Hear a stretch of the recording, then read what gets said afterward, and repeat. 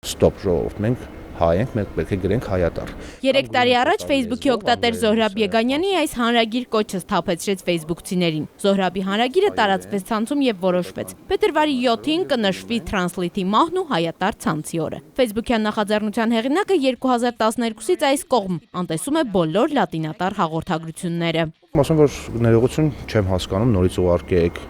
կամ դժվար է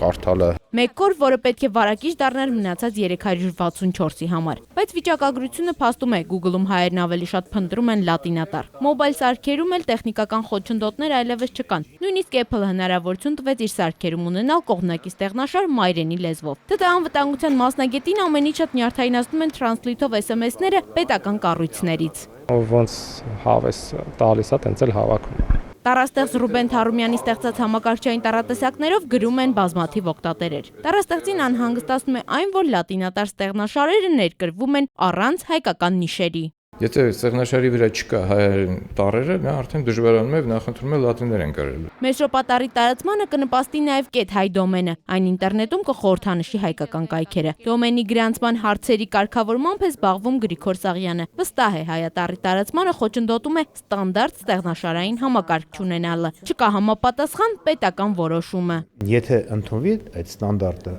հին խորհրդային միության տարիներին ընդունված ստանդարտ ստեղնաշարի փոխարեն, ապա հնարավոր կլինի